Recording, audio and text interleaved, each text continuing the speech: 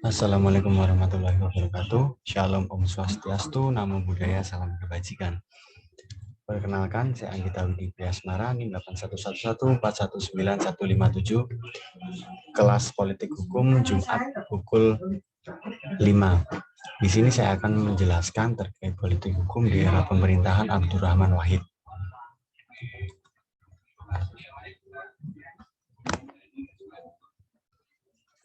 Nah, tentu kita perlu mengetahui dulu terkait dengan outline yang akan kita bahas di PowerPoint kali ini. Yang pertama adalah latar belakang, kemudian ada rumusan masalah, ada pembahasan, dan juga ada kesimpulan. Nah, pertama-tama yang harus kita ketahui tentunya adalah terkait dengan latar belakang. Politik erat kaitannya dengan sebuah kebijakan. Dari segi ilmu praktis, suatu kebijakan dalam pembuatannya maupun arah tujuannya selalu bersinggungan dengan arah pelaksanaan kebijakan umum. Nah, dalam melaksanakan suatu kebijakan umum atau public policies yang mengarah pada alokasi dan pengaturan dari sumber daya alam, perlu diadakannya wewenang dan kekuasaan. Kekuasaan diperlukan guna menjalin kerjasama serta mencegah maupun mengatasi kemungkinan konflik yang akan ada. Konfigurasi politik yang ada berpengaruh terhadap arah tujuan hukum, karakter produk hukum, kebebasan pers, serta sistem kepartean maupun panggung kontestasi partai politik. Tentu harus kita ketahui bahwa dalam penyusunan suatu kebijakan itu diperlukan sebuah formulasi yang tepat. Artinya nanti karakter produk hukumnya, kemudian bagaimana pers bekerja, kemudian sistem kepartean ataupun kontestasi partai politik itu akan sejalan dengan arah dan tujuan suatu negara.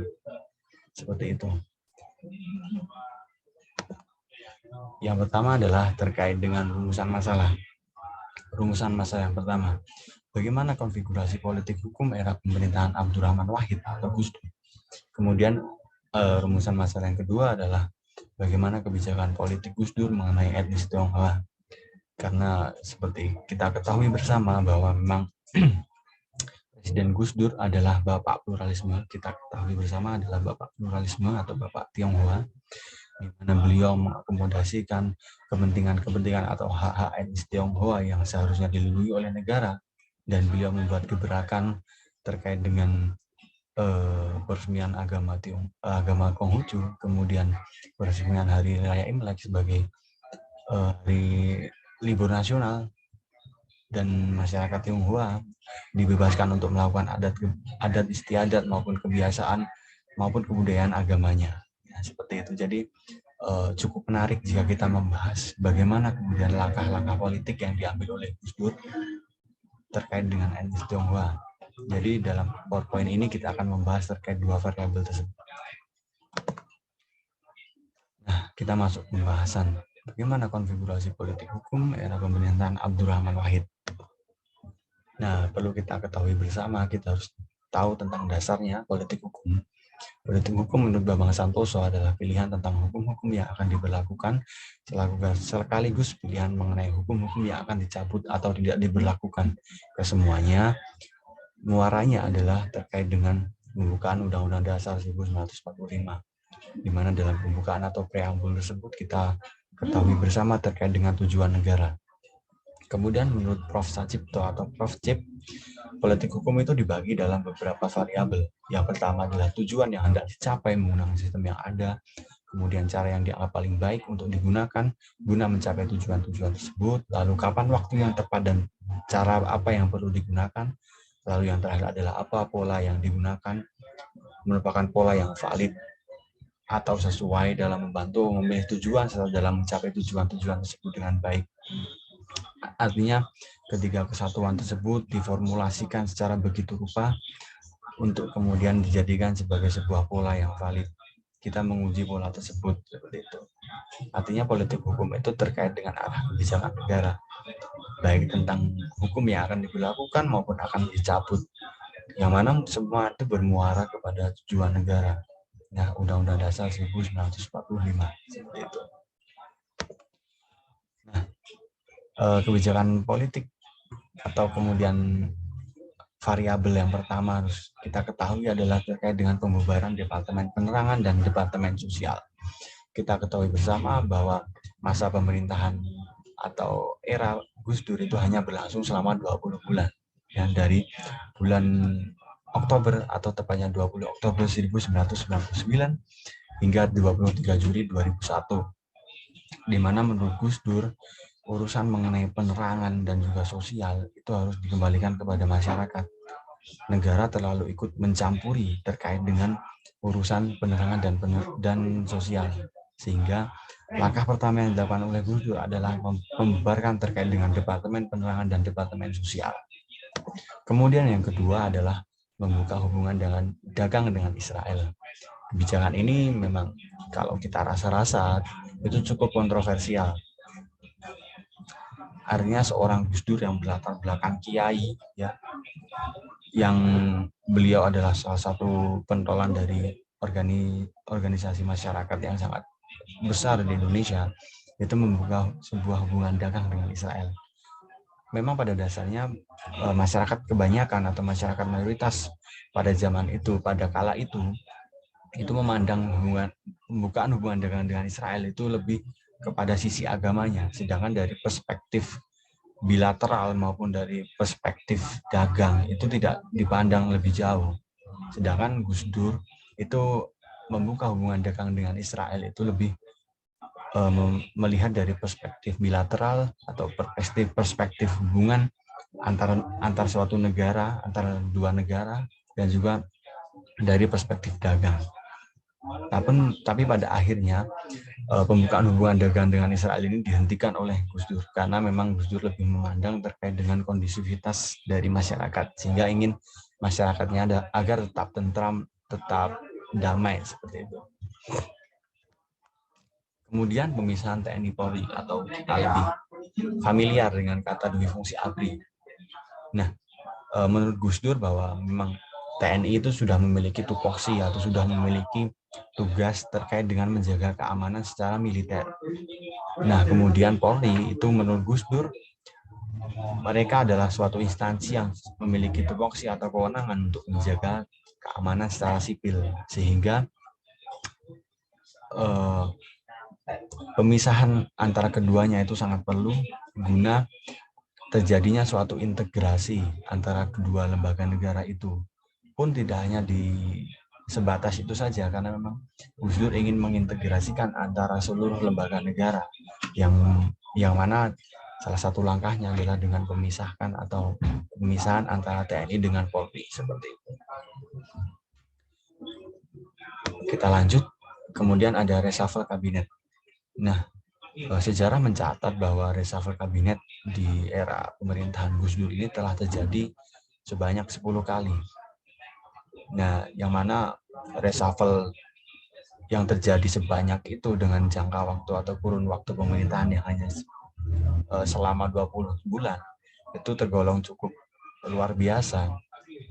Nah, reshuffle yang diadakan atau yang dilakukan oleh Gus Dur ini memang didasari karena beliau tidak suka dengan kemungkinan atau indikasi-indikasi bahwa di pemerintahannya itu ada orang yang terlibat dengan pelanggaran HAM, orang yang akan melakukan korupsi atau bahkan sudah melakukan korupsi. Sehingga memang dalam pelaksanaannya Gus Dur itu tergolong sangat cair dalam melakukan reshuffle kabinet.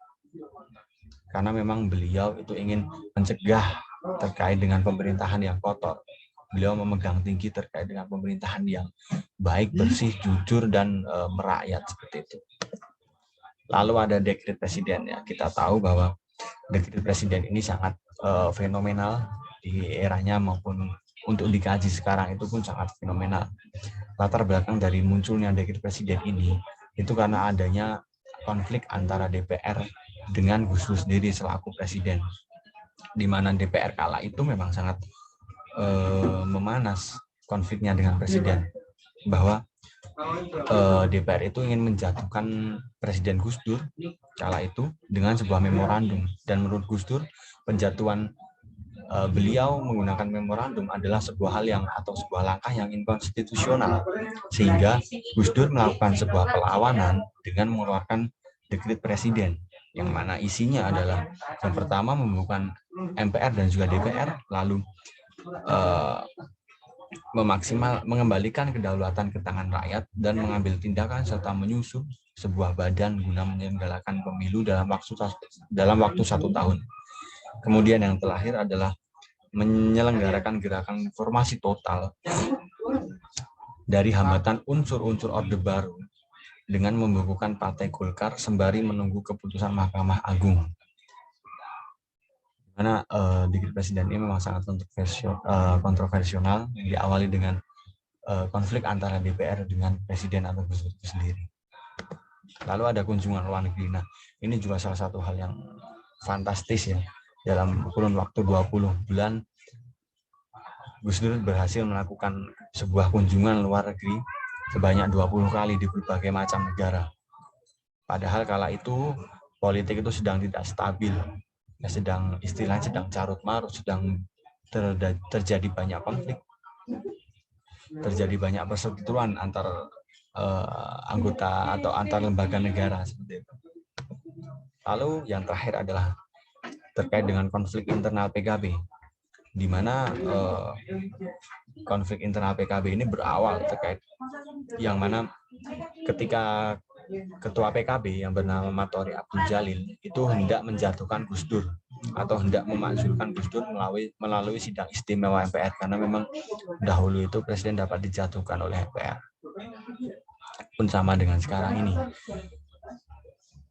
Yang berawal dari itu, maka kemudian Gus Dur juga ikut memanas, dan Gus Dur sebagai Dewan Penasihat PKB, Partai PKB itu akhirnya menjatuhkan Matori Abdul Jalil sebagai ketua, artinya melengsarkan Matori Abdul Jalil dan juga melarang Matori untuk melakukan aktivitas politik di PKB selama kurun 2 tahun atau mungkin beberapa tahun. Yang mana ujung dari konflik tersebut adalah pecahnya Partai PKB.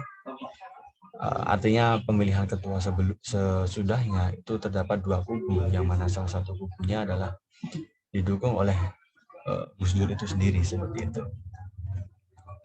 Nah, lalu kita masuk ke pembahasan yang kedua terkait dengan kebijakan politik Gus Dur mengenai etnis Tionghoa. Karena kita ketahui bersama bahwa memang etnis Tionghoa ini banyak sekali diskriminasi yang terjadi kala itu, dan diskriminasinya itu sudah terjadi secara terstruktur, tersusun, dan juga sistematis. Selain itu juga turun-temurun seperti itu. Nah, perlu kita ketahui bersama terkait dengan asal muasal atau segi historis daripada etnis Tionghoa. Etnis Tionghoa atau Chinese Overseas atau Tionghoa perantauan memiliki jumlah yang sangat banyak dan tersebar di mana-mana. Jumlah mereka kira-kira sebanyak 23 juta jiwa, yang mana 80% dari mereka itu berada di Asia Tenggara. Etnis Tionghoa di Indonesia sudah memiliki cap atau sangat lekat akan isu SARA, sehingga mereka itu memiliki stigma negatif, diskriminasi dan etnis yang terasingkan, mulai dari diskriminasi dalam hal agama, diskriminasi dalam hal pendidikan, kemudian terkait dengan perkawinan, kartu tanda penduduk, diskriminasi huruf, asimilasi, akses untuk menjadi pegawai negeri sipil. Kemudian yang mana mayoritas daripada diskriminasi tersebut, etnis Tionghoa akhirnya disuruh untuk memilih pilihan yang tersedia dan tidak diperbolehkan untuk menggunakan identitas mereka. Terkait dengan poin 1, karena memang Indonesia itu dari segi geopolitik atau dari segi wilayah itu memang wilayah yang sangat strategis, terletak di jalur perdagangan. Pun dengan mayoritas etnis Tionghoa perantauan itu kebanyakan berprofesi sebagai pedagang, sehingga akan sangat menguntungkan untuk para etnis Tionghoa ini untuk memilih untuk berpindah ke Indonesia dan bermukim di Indonesia, karena memang Indonesia terletak di jalur perdagangan dan juga mayoritas dari mereka adalah berprofesi sebagai pedagang, sehingga terjadi sebuah kesatuan yang sangat klop seperti itu. Nah, terkait dengan poin yang kedua,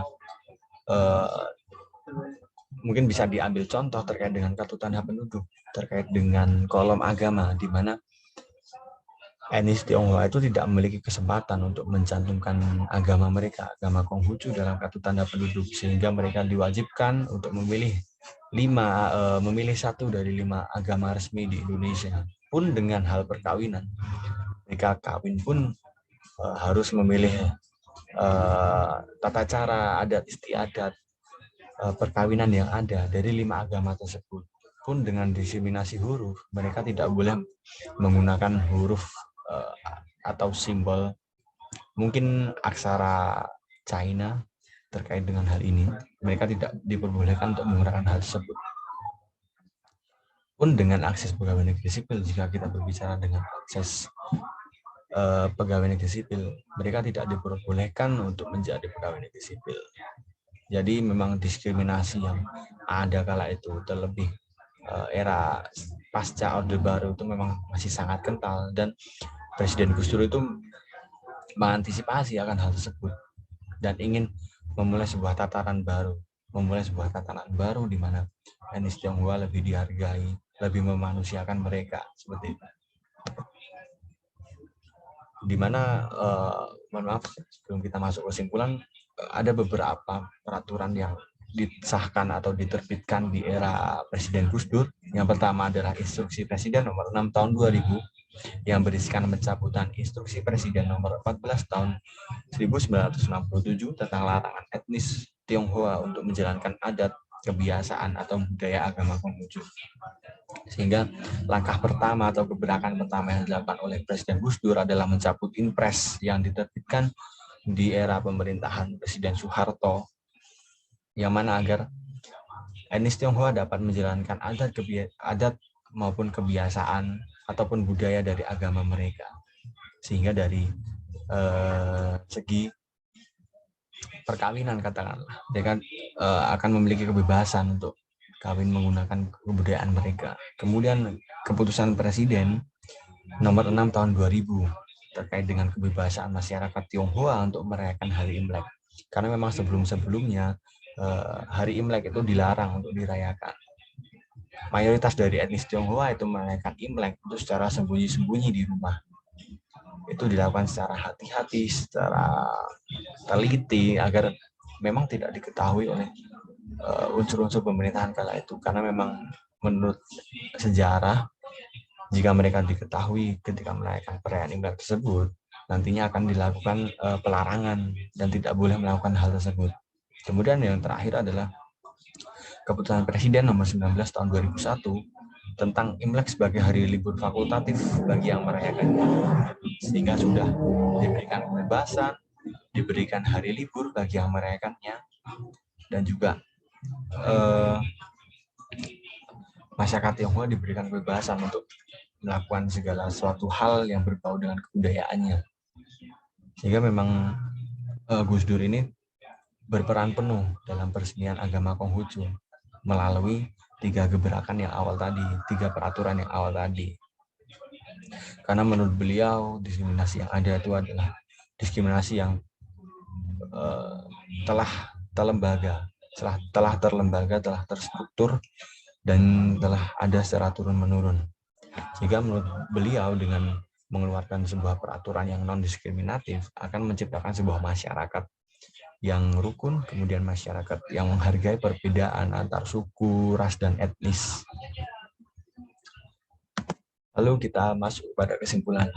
Nah, memang Gus Dur ini adalah seorang presiden yang berlatar belakang sebagai kiai dan terkenal dengan kebijakan-kebijakan atau langkah-langkahnya yang kontroversial.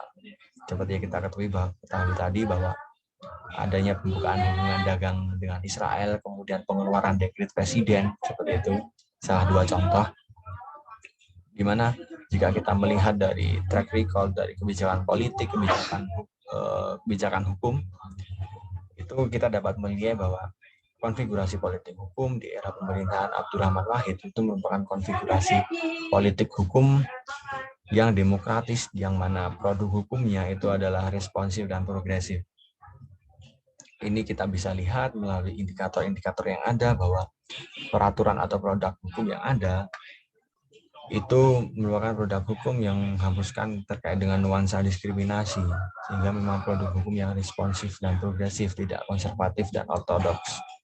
Kemudian pers yang tergolong bebas di kala itu dan juga tidak terpasung.